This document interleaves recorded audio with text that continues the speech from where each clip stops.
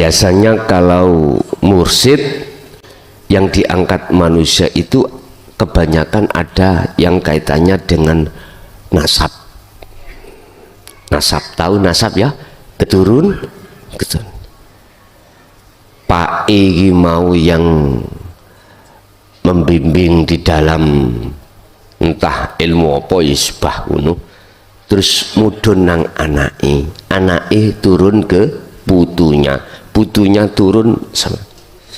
Kalau ilmu akhirat no, tidak ada urusan nasab sama sekali.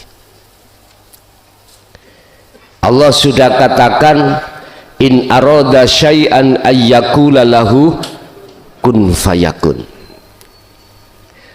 Gusti Allah itu menghendaki pada siapapun yang dikehendaki. Ketika beliau menghendaki sesuatu, cukup bagi Allah berkata kun, nurun ala nurin yahdillahu linurihi mayyasha. Jadi mayyasha itu gak ada kaitannya dengan nasab, gak ada. Siapa yang dikehendaki? Berarti secara tidak langsung jenengan dibimtek Allah pada Ramadan ini salah satu tanda bahwasanya jenengan regenerasi untuk menjadi guru akhirat terhadap umat berikutnya. Tergantung Allah. Jenengan apakah tidak jadikan guru di dalam rumah tangga belaka, anak dan istri, saudara, ataukah Allah meluaskan sebagai guru akhirat terhadap umat sekampung, sekecamatan, sekabupaten, seprovinsi, senasional, ataukah inter? Itu urusan Allah. Yang jelas guru akhirat ini yang mengangkat bukan manusia tapi Allah subhanahu wa ta'ala. Tandanya bagaimana? Mereka beliau itu pertama mesti dididik Allah bi ulumil akhirah niki, ilmu yang ada kaitannya dengan akhirat.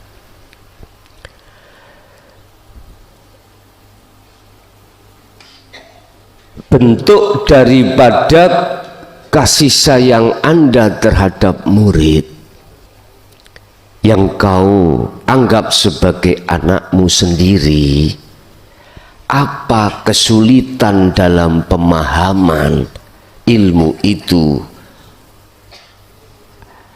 Anda berikan solusi. Setelah Anda ada ketidakfahaman dalam satu ilmu, makanya setiap ngaji itu selalu saya kasih waktu untuk bertanya di situ. Bahkan tidak cukup di majelis, di medsos, lewat nomor yang sudah kami letakkan di channel setiap konten saya, di situ ada. Sehingga yang hadir di sini maupun yang hadir di medsos itu bisa berhubungan langsung dengan saya. Itulah bentuk kasih sayang Anda terhadap murid panjenengan, besok harus seperti itu. Dengan bahasa-bahasa yang halus. Wong namanya murid atau namanya anak niku sak tunggal tarangan, kadang juga nggak sama. Ada yang berperilaku berkarakter lemah lembut, ada yang nyun sewu kasar, ada anak itu bepergian itu selalu izin pada orang tuanya, kadang tidak, dengan alasan nanti khawatir gak dikasih izin berangkat sendiri, macam-macam. Lah kita sebagai guru tetap di situ itu harus memunculkan kasih sayang. Bentuk kasih sayangnya harus kita berikan satu solusi untuk menghadapi masa yang kekal itu bagaimana, sehingga murid-murid jenengan besok akan bertanya terhadap jenengan, ketika saat saya kholwat ketemu gini, apa maksudnya? Jenengan jawab. Aku yakin jenengan kalau betul-betul guru akhirat, aku yakin mesti seperti matahari, mesti seperti minyak wangi, tidak seperti lilin.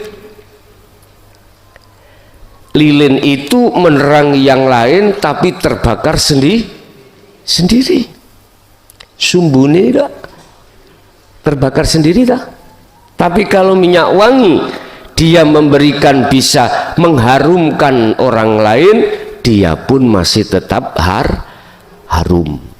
Di situ aku yakin jenengan pasti akan bisa menjawab, karena apa yang ada di dalam hatimu sebetulnya menjawab bukan dirimu, tapi Allah di dalam dirimu. Itulah salah satu di antara bentuk kasih sayang. Kadang-kadang murid itu ada sing bulet, disuruh masuk ke rumah biar aman, sudah maghrib masuk di rumah nggak mau, sukanya bermain di luar. Hati-hati, pemaneh murid wedok digondol wewe dadi gawe. Artinya apa? Kadang-kadang kita sebagai murid itu, Pak Bu, itu tertekan dengan nafsu di dalam dirinya, sehingga masih karakter sebelumnya itu terbawa. Apa karakternya? Masih suka jenengan kali kula niki dolanan ati, dolanan urusan dunya. Kadang-kadang ibarat itu tadi, ayam sudah waktunya maghrib masuk, tetap harus dimasukkan. Tapi bila mana ayam tetap mekso bleber, apa bleber ya, terbang keluar, ya tunggu garangan menunggumu. Ya tetap kita sebagai guru harus kita tolong sebisanya. Yang jelas guru akhirat itu 100% itu akan pasti menemukan jawaban-jawaban di dalam soal-soal urusan akhirat. Karena sebetulnya guru akhirat itu adalah guru yang menyeret hati kita untuk tinggalkan dunia menuju pada akhirat, itu pasti. Tapi bentuk kasih sayang guru kita terhadap kita ketika saat kita bandel, diseret bandel. Apa bandel itu, Pak? Bangkang. Kadang-kadang guru kita bawa cambuk, itu sebetulnya nyambuknya guru terhadap kita itu bukan karena marahnya, bentuk kasih sayangnya. Kalau beliau tidak kasih sayang terhadap kita, mungkin kita dibiarkan, biar dipangan codot, biar dimakan garangan. Kadang-kadang gini, ini ada yang salah paham. Masih ada kok cari solusi tentang urusan dunia. Aku sudah bilang itu bukan ahliku, bukan maksa mawon. Jawabnya ini Pak, tapi ya iku kudu kasih sayang, sampai besok tetap kasih sayang. Bagaimana bisa saya kholwat dengan fokus urusan hutang ini banyak belum selesai, tak guyu mawon, tak guyu, tak wani jawaban gini Pak, udah sibukkan hatimu setiap saat dan waktu, bahkan setiap napasmu berzikir. Jawabnya lu ngeten, umpama zikir terus anakku mangan opo, wih ngene kula lagi mendeng mawon kula tutno terus. Padahal tanpa kita sadari, dengan bentuk kita itu memegang teguh tali Allah, solusi jangankan urusan akhirat, urusan dunia itu Allah sendiri yang menyelesaikan. Wa may yattaqillaha yaj'al lahu makhrajan wa yarzuqhu min haitsu la yahtasib. Cuman kita nggak sadar. Moniku yo ojo langsung pesen saya besok langsung kok pisui tantuk ya, jangan ya, jangan nggih, ditutno sih ngoten wis. Kasih sayang Anda terhadap murid, jadikanlah murid itu laksana seperti anak-anakmu. Diriwayatake oleh Abu Dawud, An-Nasai, Ibnu Majah, Rasulullah bersabda, hak seorang guru adalah lebih besar daripada orang tua. Kok iso? Hak seorang guru terhadap murid itu lebih besar daripada orang tua. Iki maksudnya bagaimana? Gini Pak Bu, orang tua kita haknya kepada kita itu mesti pingin mensukseskan anaknya, dunianya itu nggak ketulo-tulo. Apa Pak? Gak ketulo-tulo itu apa Pak? Nggak sengsara, nggak terlunta-lunta.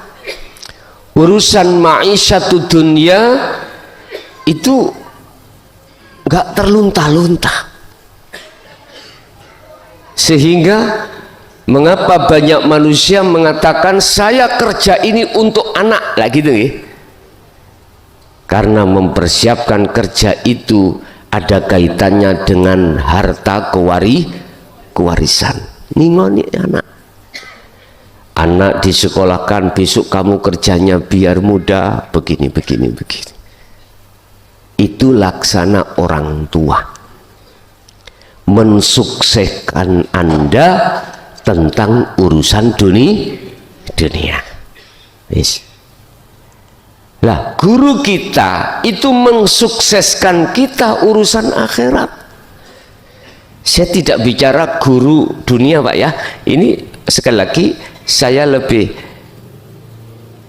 fokus membahas guru yang kumaksud guru akhirat, bukan guru dunia. Dikatakan haknya itu lebih besar daripada orang tua, manakala orang tua itu hanya mensukseskan kita sebagai anak, itu urusan dunia. Urusan mukhadoroh dan mukasyafah. Mohon maaf jenengan iki mondok terus kok mempunyai niatan besok ben dadi kiai, kemana-mana disuruh ceramah, pulang gawa amplopan, iku mondok jenengan ini kalih kula walaupun sampak pinter ilmu apapun, apakah ilmu Qur'annya, ilmu as-sunnahnya, ilmu balaghah manteknya, ilmu apapun, selama itu bicara selain daripada Allah, maka itu ilmu dunia. Wis tak mondokno suk awakmu sholati ben bagus, ben awakmu taat di dalam hukum syariah, menjadi anak ingkang dimulyakne umat, jadi anak sing mulya, bla bla bla bla bla bla. Mohon maaf, ini urusan dunia. Wis. Dan kebanyakan orang tua kita itu seperti itu. Seperti itu. Duh, nek ningali anak Pak menjadi panutan umat ning panggung, wow, salamu iku gak pisan sampak ping 3 barang. Undangane sampak luar pulau, bahkan luar Indonesia. Wah, wong tuwa dimulyakno ben wulan dikongkon budal nangone Mekah umroh. Wis tak ngenakno wong tuwa aku. Nah iki dibikinkan rumah, nanti kalau ulang tahun dikadu mobil. Seneng mboten Pak? Seneng nggih wong tuwa nggih? Rumangsa dienakno. Iku padha karo njejeli wong tuwa ambek batang. Hakikate memang di satu sisi dengan racun, memang satu sisi kayaknya memang ngenakno. Pemahaman umat manusia umumnya ngepenakake, membikin orang tua kita enak itu dengan didatangkan urusan dunia. Apa bedanya mbak Fir'aun? Apa bedanya? Bojone Pak ditukokno gelang iku dari sini sampai tutuk kene, sikile barang dikasih juga enggak terima, dicocoh niki. Kalung niku ya Allah ya Karim, sak gegem-gegem, cara pakainya luar biasa, di luarnya baju. Nah, jadi kelantung gini. Ingat, miturut Imam Ghazali dalam kitab ini versi tasawufnya, itu laksana Anda meracuni istri dan orang tua. Meracuni.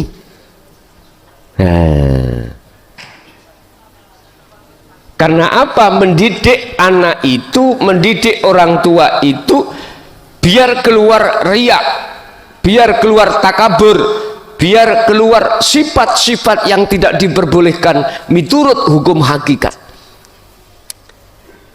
Makanya mengapa kemarin saya katakan kui sing duwe pangkat kalau masuk di JB coploken pangkatmu, sing sugih coploken sugihmu, sing alim coploken rasa kealimanmu.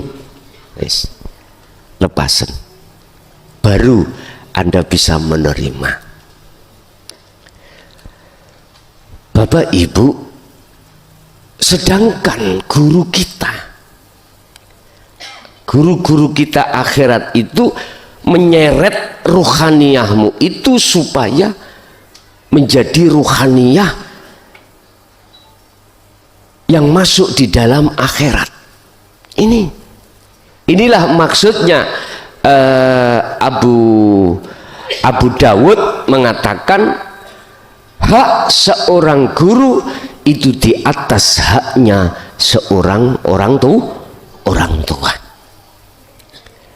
Niki kadang-kadang diterjemahno dengan bahasa syariat ngeten, manuto aku ojo manut wong Bukan itu maksudnya, bukan itu. Maksudnya manuto aku keruhaniah jenengan ini loh Pak. Ketika saat guru kita menyeret kita di akhirat, terus orang tua jenengan itu narik ke dunia, lepaskan tali tarian ke dunia itu, kencangkan tali yang menarik Anda di akhirat. Bukan persoalan urusan dunia, enggak. Sebab kalau guru sudah berani tentang masalah pemahaman hadis iki kok ya masalah manut babagan dunia, maka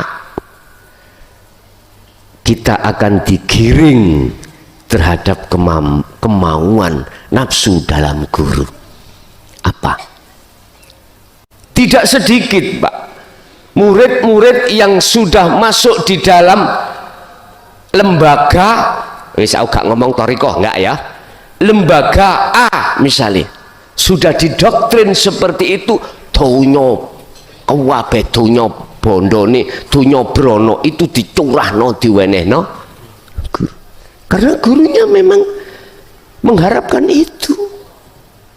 Makanya guru yang seperti anak ada yang melarat? Enggak ada. Enggak ada Pak Bu. Enggak ada. Pasti kaya-kaya. Nanti tugas berikutnya nanti kita lihat Rasulullah bagaimana. Kena jalu nggak mari ngono. Nggak tahu kena jalu. Ayam kan punya, kakinya punya. Itu namanya jalu. Bahasa Indonesia apa? Taji. Karena taji renteng nyonyor ramen mari ngono. Ada nanti tugas berikutnya. Nggak boleh Pak memplesetkan arti yang sebenarnya. Hadis ini nggak boleh. Saya ulangi, hak guru lebih besar daripada orang tua. Itu maksudnya urusan menarik ruhaniyahmu ke akhirat. Itu manakala orang tuamu menarik kau di urusan dunia, lepaskan. Lepaskan. Karena apa? Jikalau kau mengikuti tarian yang ke dunia, itu fana, gak kekal. Coro kebahagiaan tidak kekal. Tetapi kalau ditarik dengan urusan akhirat, itulah yang kekal. Wal akhiratu khairu wa abqa, kekal. Makanya miturut Imam Ghazali iki, kuwi kudu luweh manut ning guru akhiratmu katimbang orang tuh, sebatas ilmu untuk mengarahkan ke akhirat, bukan yang lainnya. Inilah yang sering diplesetkan untuk mengeruk harta kekayaan si murid. Akhirnya murid tambah susah. Apalagi istri atau suaminya itu tidak sepaham. Wah, akhirnya kebanyakan di situ gegeran, akhirnya pegatan. Bukan itu yang dimaksud, bukan itu. Tapi tidak salah bagi kita sebagai murid nyuwun sewu ingin memuliakan guru-guru kita terkait masalah dunia. Tetapi ini salah manakala tidak dibarengi dengan hak kita sebagai murid untuk memuliakan guru kita secara akhirat. Apa hak kita sebagai murid untuk memuliakan guru kita terkait masalah akhirat? Atiullaha wa atiur, patuhe diri kita sebagai murid menjalankan khalwat dzikir. Inilah bentuk balasan kita sebagai murid terhadap guru. Ini yang pantas. Tapi jikalau kita sebagai murid pengin memuliakan guru sebatas duniawiyah, tidak kau barengi dengan memuliakan kita sebagai murid punya hak memuliakan guru di akhirat, berarti kita abaikan khalwat zikir. Ini yang tidak diharapkan. Sebab Rasulullah sampun dawuh atau Allah sampun dawuh terhadap Rasulullah untuk menyampaikan terkait masalah hal ini. Apa? Tertuang di dalam surah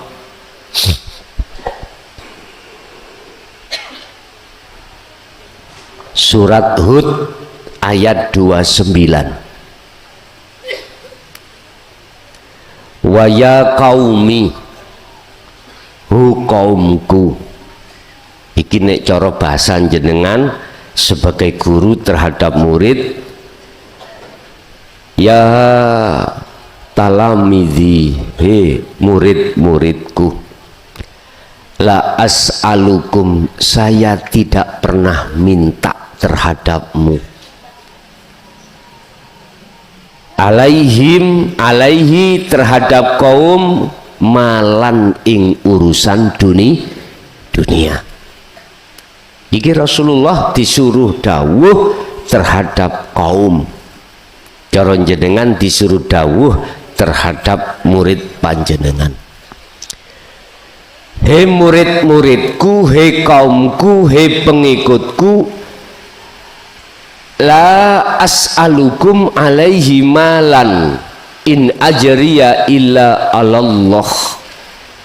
Aku tidak akan pernah meminta terhadap upah apa yang ku sampaikan terhadapmu dengan upah dunia. Wis kejaana niki. Wahai kaumku, aku tidak pernah dan tidak diajarkan Allah untuk meminta upah terhadap dirimu atas semua apa yang kuberikan tentang ilmu tentang ke Allah terhadap dirimu dengan upah urusan dunia, kecuali iki illa ajriya illa alallah, kecuali Anda untuk bagaimana lekas kembali sampai pada Allah. Berarti ini ada kaitannya dengan tekunnya Anda khalwat dan zikir. Bahkan di dalam ayat lain, perkara apa pantas perkara yang kekal ditukar dengan perkara yang tidak kekal, gak pantas. Coro barang itu Pak ya, nggak met, tahu nggak met nggih, nggak seimbang. Perkara yang kekal ditukar dengan perkara yang fana, nggak imbang. Jadi tugas kita sebagai guru akhirat itu tidak boleh minta. Wis ah, rungokno kupingmu. Yun sewu, saya nggak buka status lo ya, nggak buka merek. Ada guru yang dianggap guru akhirat masyarakat 3 sudah sadar,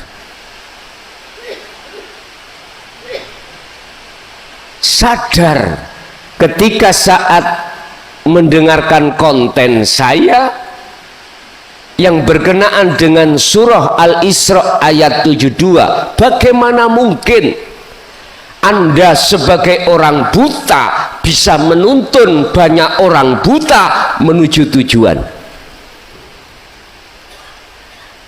Karena pada umumnya dicap sebagai umat, sebagai pembimbing menuju, memberikan petunjuk menuju bertemu Allah. 3, saya nggak usah buka merek yo kata buka, statusnya yo gak usah tak bu. Ada 3 hamba Allah yang diberikan satu kesadaran. Memang ini aturan, kecuali Anda guru dunia nggak masalah, minta-minta silahkan. Kalau Anda sudah berikrar diri sebagai guru yang menghantarkan kau pada Allah, guru akhirat, ya jangan pernah jenengan ini berani untuk keluar aturan, jangan. Dengan bentuk jenengan iku meminta-minta. Bahkan mohon maaf, kalau bisa itu si guru malah memberikan murid itu tidak dibalik, Pak. Birokrasi kita Indonesia khususnya, ya mohon maaf, ketika si A menjadi pemimpin, entah instansi apa terserah, mesti minta dikerubuti atau apa ya, anak buah disuruh ngingoni. Nggih, mboten? Apa ya disuruh ngingoni? Upeti ya? Upeti. Sebab jenengan kali kula takut dimuta. Jangan begitu. Birokrasi kita yang dulu hapus, ikut birokrasi Rasulullah.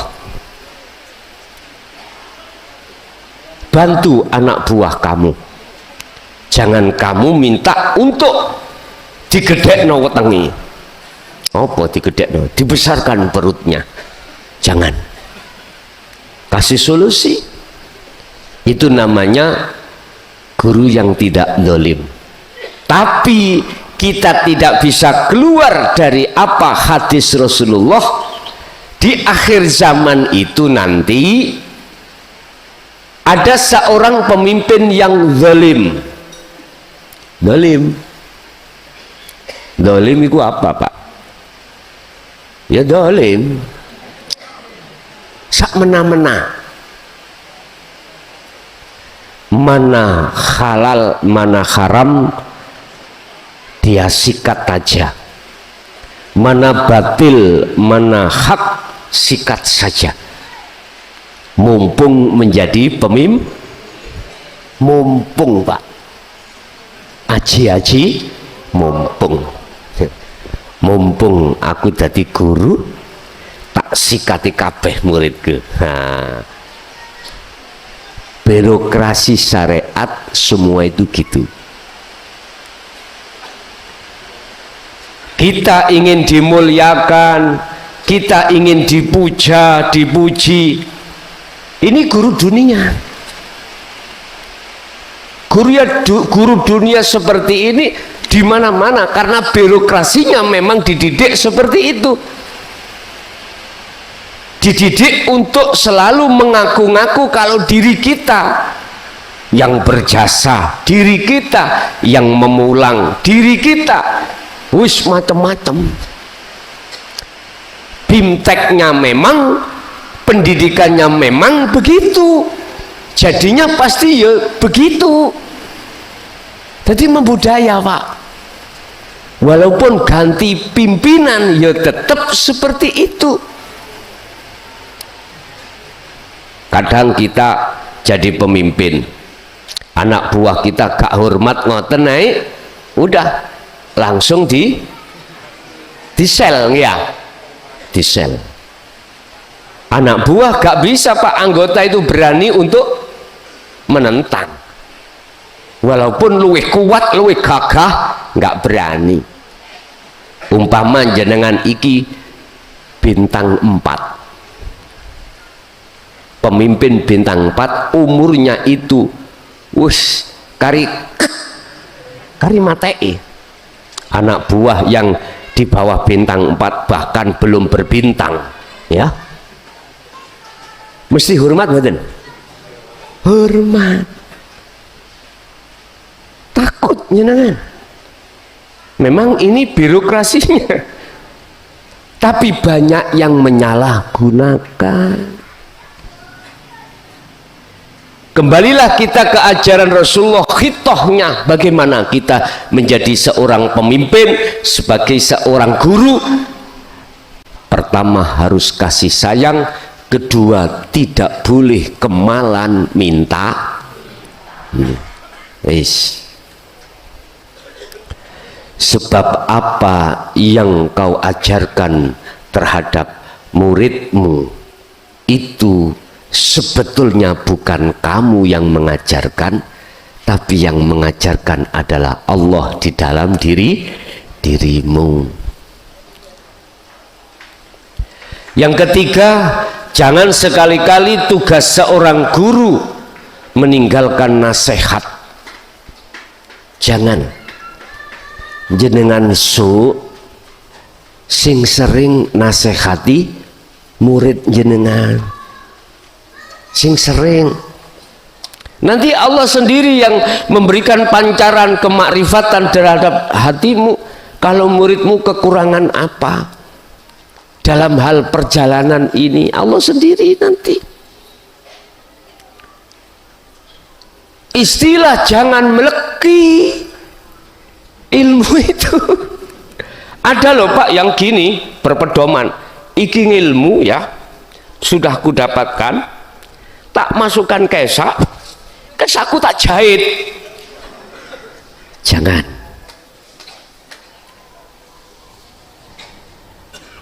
Selalulah kau kasih nasihat, apalagi muridmu, anakmu itu bertanya. Saya juga begitu, saya mencontoh semaksimal mungkin, walaupun WA-ne wis tak hitung 3.000 piro wis, tetap saya berupaya tak jawab. Tapi yo jenengan kudu sabar, ono sing gregeten kayak dihapus, langsung dihapus. Mungkin kesuwen Pak ya, jawabnya kesuwen. Lah bagaimana tidak aku hapus? 3 hari yang lalu saya bertanya sampai 3 hari belum dijawab. Ngoten niku wis tak maklumi rapopo. Engko nek goleki enggak takon dhewe ah. Ngoten tok kula prinsipku. Pun tetep Pak Bu, tetep tak jawab. Tetep tak jawab. Wong namanya menungso yo nok payahe. Lah ngoten nggih. Yo nok ngantuke iki mau ae kok gak digugah. Umi bablas mang aku. Bablas nggih digugah mang ngaji. Oh iya ngono. Ya sudah. Dah. Jadi sering-seringlah jenengan iki kasih nasihat. Berikutnya, tugas berikutnya termasuk kau harus berperilaku halus dalam hal pengajaran. Artinya apa berperilaku halus? Jenengan nek ono kalau ada kesalahan dalam perilaku kepada Allah si murid, ojo lantas langsung jomblok. Apa jomblok iwa? Apa? Ya apa sih jomblok? Langsung kau marahi dengan keadaan marah-marah.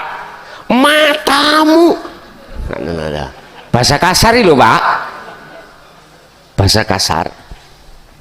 Jangan, dengan bahasa halus. Artinya bahasa kromo kalau orang Jawa ya. Bahasa kromo. Jangan kemalan bahasa Surabayaan gitu. Bahasa kasar. Bahasa kromo. Lah saya gak mengerti blas sama sekali tentang bahasa Madura. Bagaimana caranya saya bisa halus, bisa diterima? Yo, Yes, bahasa kita bahasa Indonesia semampu kita. Jangan langsung kita hukumi beliau itu salah, karena semua diri manusia itu ada prosesnya masing-masing.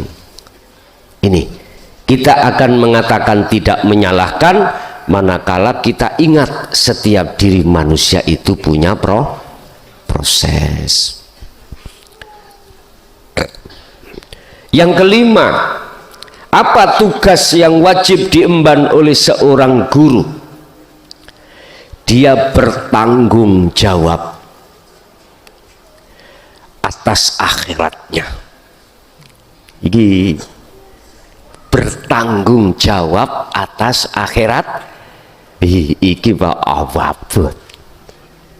Tapi nek wis terbiasa dia lakukan, berat menjadi ringan. Kecuali rungokno wong namanya ayam itu dimong induk ayam, kadang-kadang ada yang gak nganut, akhirnya disaut garangan. Bukan perkaranya induk ayam itu tidak manggil-manggil, enggak, sudah dipanggil-panggil, tapi ketika saat disaut garangan mesti mbokne ayam itu bela, dipertaruhkan nyawanya untuk tarung dengan garangan. Tahu elang Pak?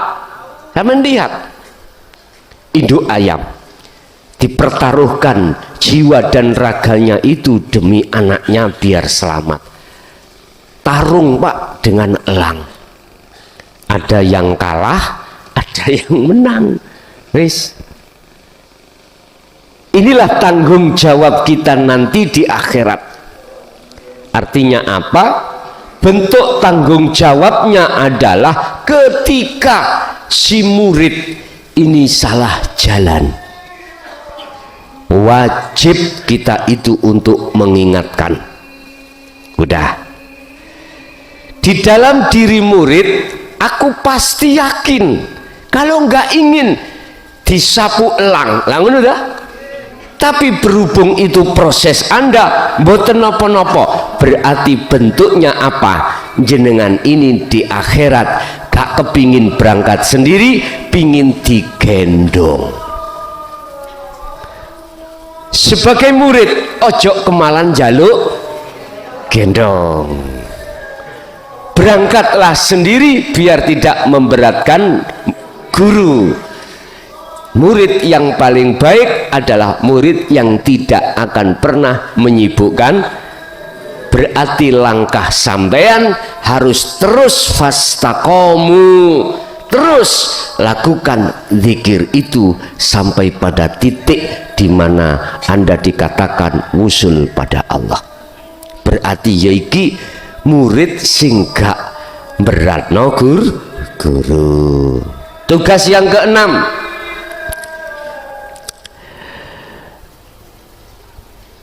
guru wajib untuk memperjelas dari semua ilmu. Istilah nek nerangne ojo bulet koyok kayak siapa? Jangan kasih keterangan yang detail sehingga murid itu mudah memahami. Iki tugas. Nyun sewu Pak, ini kena Pak, guru yang memberikan bahasa isyarat kena mulian, kena.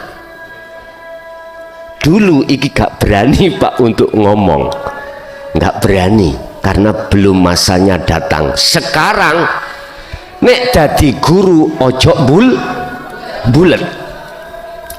Dalam keterangan ilmu, jangan pernah muridmu itu kau berikan jawaban atas pertanyaan. Contoh,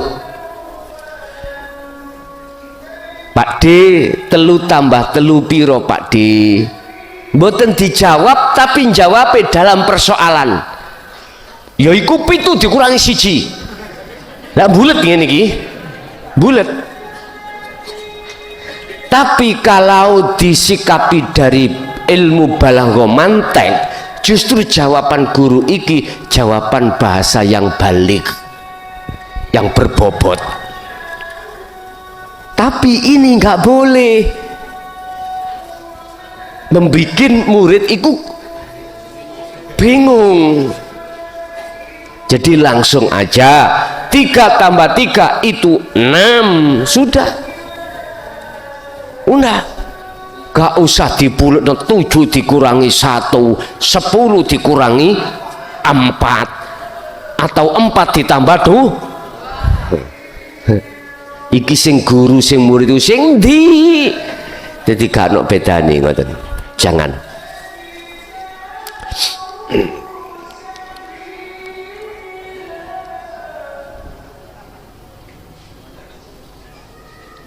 Jadilah kau seorang guru yang tidak membingungkan murid. Jikalau murid itu isih bingung, biarkanlah dia meratapi kebingungannya. Lah wis dikatakan 6 kan sudah jelas, sih bingung. Jis ben cekne meratapi kebingungannya. Lah ngoten toh. Sing penting kita tidak ada rasa tujuan untuk membingungkan murid. Jangan. Lanjut. Tugas yang ke-7 jenengan kepada murid jenengan,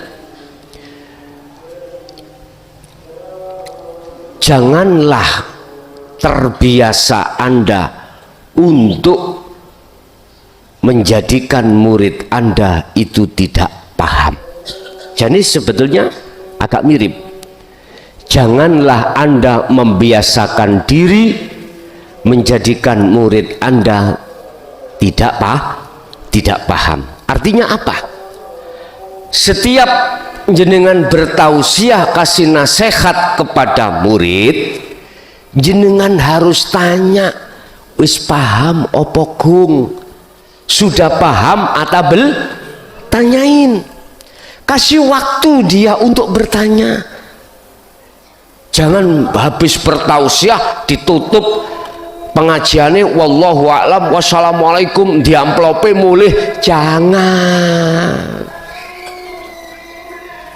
itu bukan karakter guru akhirat. Bukan lagi. Termasuk jangan Anda membiasakan murid itu tidak paham. Apa?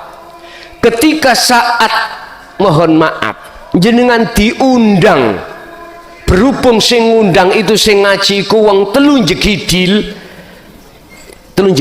kok. Hanya 3 pendengar.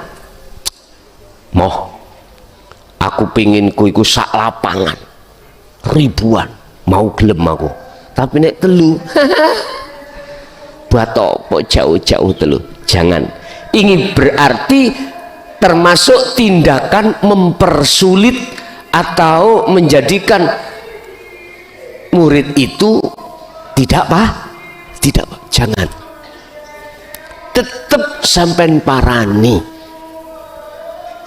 Karena tujuan sampean itu tidak urusan dunia. Mohon ke-7.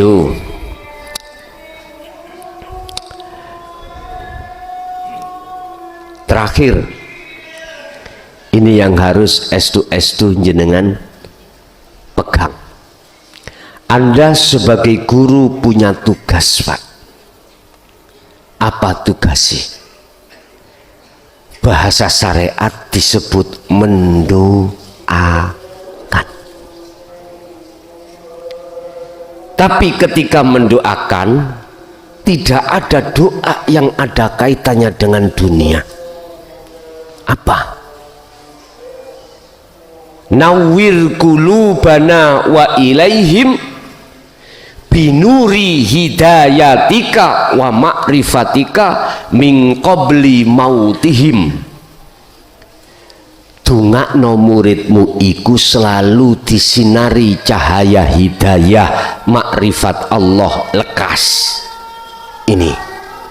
Tapi ketika jenengan berdoa, berhubung Anda sudah menjadi guru akhirat, mesti tahu bagaimana etika cara berdoa.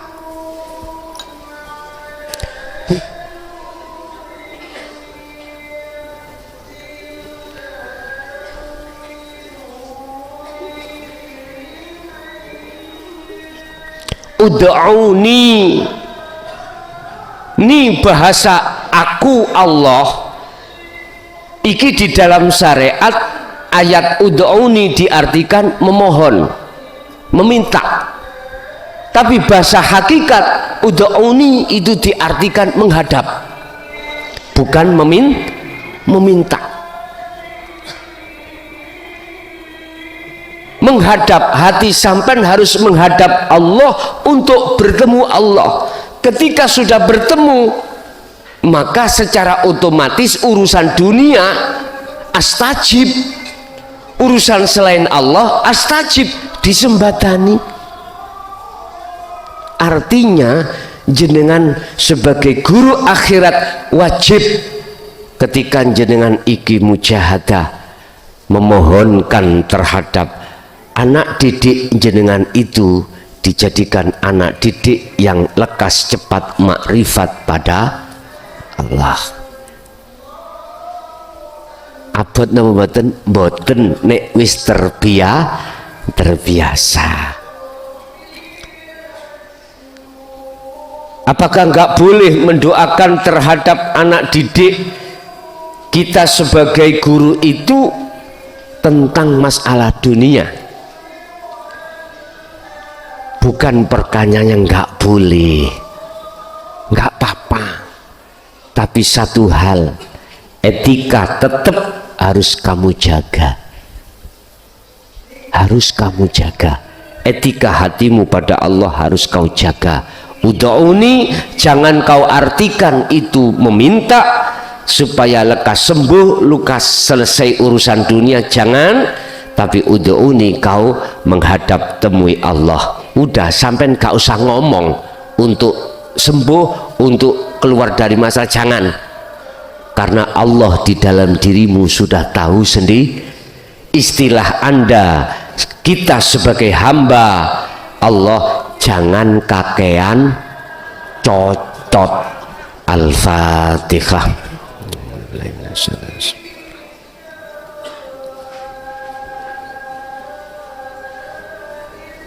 Yes, ada yang bertanya, monggo kami persilakan. Bismillahirrahmanirrahim. Assalamualaikum warahmatullahi wabarakatuh. Mohon izin Pak Yai, mohon izin pada seluruh jamaah. Alhamdulillah Allah memberikan hidayah, saya bisa bulan suci Ramadan ini berada di Mojokerto di pesantren Jaya Baru.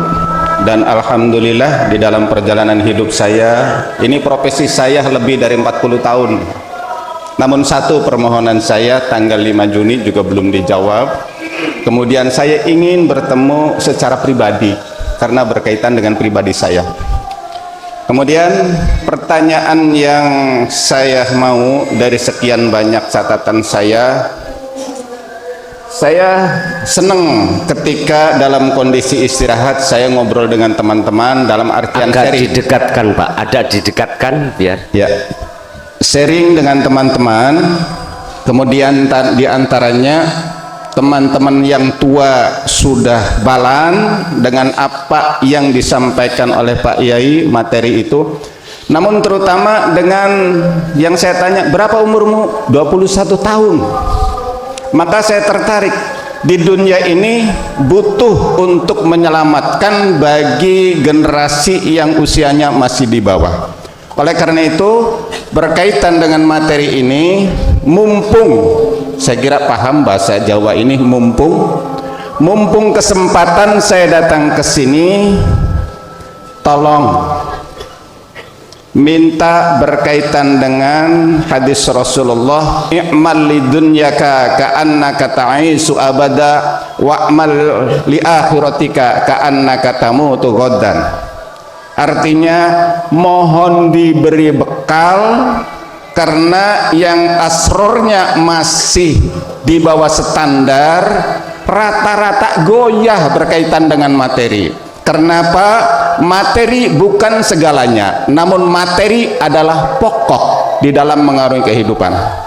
Kurang dan lebihnya mohon maaf. Billahi taufiq wal hidayah. Assalamualaikum warahmatullahi wabarakatuh. Waalaikumsalam warahmatullahi wabarakatuh.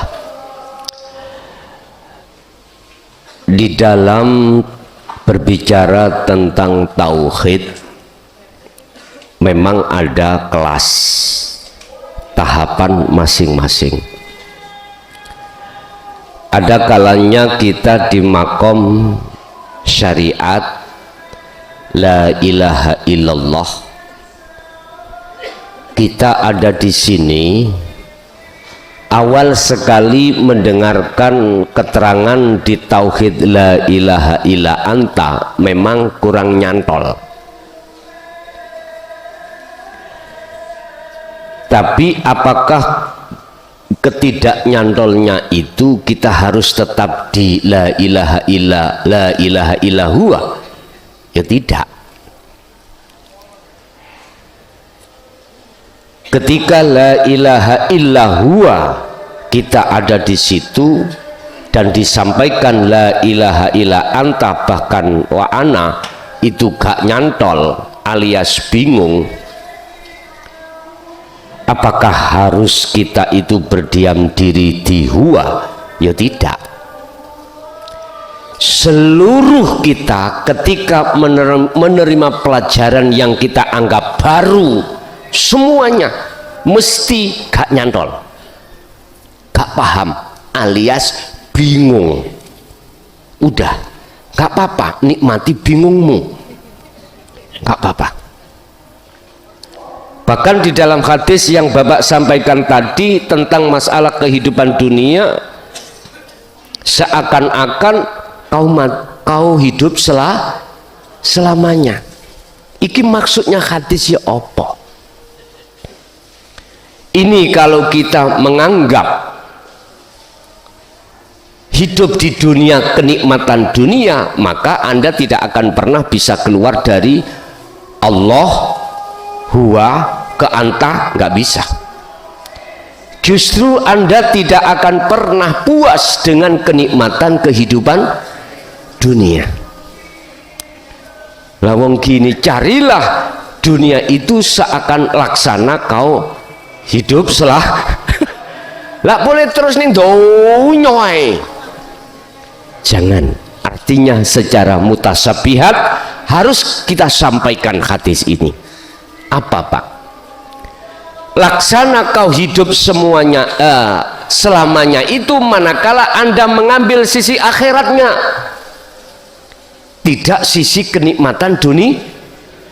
Istilah bahasa Anda melakukan hukum-hukum di dalam la ilaha illallah dan la ilaha illa huwa, Anda lekaslah hatimu itu ada di tengah-tengah akhirat.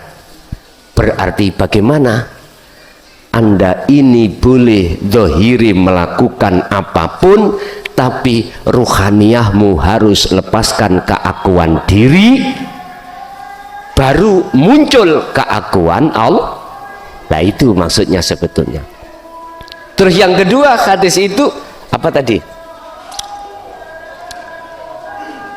Ketika kau mencari akhirat, laksana kau mati besok. Lah iki artinya sebetulnya gini Pak, wa anibu ila rabbikum, lekaslah fafiru ilallah, lekaslah kau kesempatan umur yang sedikit ini. Jangan menganggap kau masih panjang, jangan. Anggaplah umurmu tinggal 1 hari. Dengan begitu maka Anda ini akan masuk di dalam manjada wajada, masuk di dalam kesemangat. untuk selalu bermunajat, untuk selalu Anda iki berzikir. Akhirnya tak simpulno, jenengan ojo sembrono zikiri. Wis titik. Wadhkur isma rabbika bukrata wa asila. Guru-guru akhirat kita termasuk yang sebagai penerus Rasulullah, mulai pagi sampai sore hatinya sibuk berzikir pada Allah, walaupun jasadnya itu dia itu sibuk dengan urusan dunia. Berat, iya cah, berat, tapi berat itu karena kita belum terbiasa. Wa minal laili fasjud lailan tawilan fasjud lahu fasabbihu lailan tawilan. Juga begitu Rasulullah ketika malam yang panjang, beliau selalu gunakan, selalu berzikir kepada Allah. Wa qala aidan, yang diteruskan oleh pengikut-pengikut beliau, alladzina yadhkurunallaha qiyaman wa qu'udan wa ala junubihim. Baik ketika dia berdiri, ruku, jongkok, duduk, berbaring, selalu hatinya berzikir. Itulah laksana jenengan itu akan mati besok. Nek jenengan masih menganggap umurku masih panjang, lawong saya masih 21 tahun, masih panjang, jangan. Justru anggaplah kau itu lekas mati. Dengan begitu pasti kau akan semangat untuk menjaga zikir tersebut. Ada lagi, besok ngaji ini jam 4 kurang legoi. Biasa 4:30 toh, besok jam 4. Ayo. Assalamualaikum warahmatullahi wabarakatuh. Waalaikumsalam warahmatullahi wabarakatuh. Gus Yai yang kami hormati, kenalkan saya nama Agus Tulus dari Trenggalek Munjungan, pesisir kidul, Nyiro Kidul, Gus. Kami ingin bertanya, satu, tadi dikatakan bahwa setelah baiat kita bisa kolwat di sini atau di tempat masing-masing. Seandainya kami nanti kolwat di sini, Gus, lalu kami teruskan ke tempat saya, daerah saya, atau nanti setelah sana kembali lagi ke sini, itu bisa atau tidak? Yang kedua, bagaimana cara atau metode kolwat yang benar dan yang tepat? Terima kasih. Bagaimana yang kedua tadi? Bagaimana cara kolwat yang benar dan tepat? Kholwat yang benar dan tepat dan cepat. Oke. Tepat.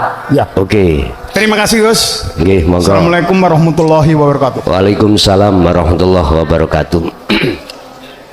Boleh, walaupun jenengan riyatin hari raya pengen mantuk disi, nanti kembali lagi, silakan. Sebab yang namanya Allah itu di mana-mana dan tidak kemana-mana.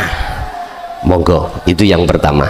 Yang kedua, bagaimana kita ketika khalwat iku lekas, cepat dan tepat. Udah, buka di dalam surah Al-Insan ayat 25-26. Bagaimana Rasulullah ketika berkholwat, bagaimana Rasulullah ketika bermunajat, dan kapan itu dilakukan. Padahal ayat-ayat lain banyak, ini yang paling mudah.